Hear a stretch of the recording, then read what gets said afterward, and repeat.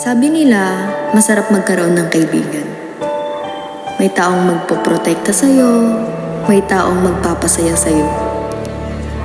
Ngunit, handa mo bang itaya ang inyong pagkakaibigan para sa hinahangad mong pagmamahalan? Ako si Kyrie. Bata pa lang ako, palagi ko nang kasama si Sean. Magkapit-bahay rin kami, kaya lagi ko siyang kasama. Magkaibigan ang mga magulang namin. Kaya kung nasaan siya, andun din ako. Bakit bobo ka? Alam ka yung bobong tao. Bubuo ng buhay mo. Ang corny mo naman. Hugot lang kaya yun. Till I met you, I never knew what love was.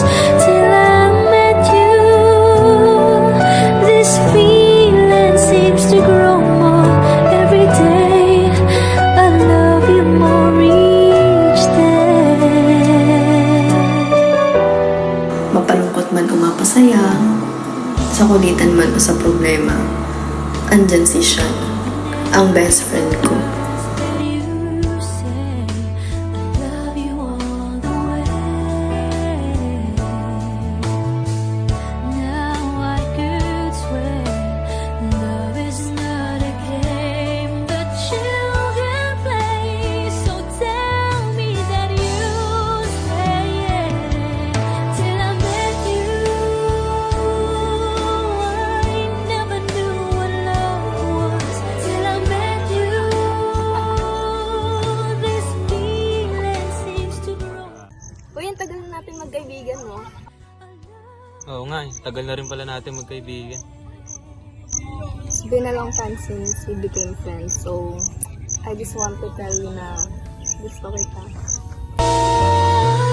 You and I should be together. Cyril, hindi kasi pwede. Alam mo naman yung friendship natin, di ba? Pinaprotektahan ko lang kung anong meron tayo. Can't you see? Can't you see?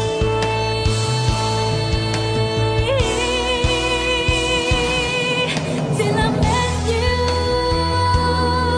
I never knew what love was. Till I met you, this feeling seems to grow. Bakit ba itinago ko pa? At dito na nagsimula ang pag-iiwasan ng magkaibigan.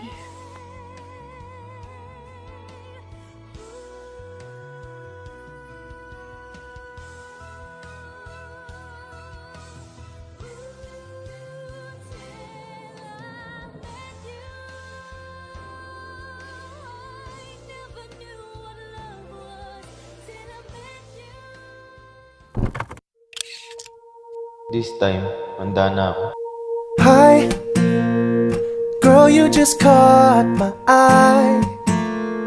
Thought I should give it a try and get your name and your number.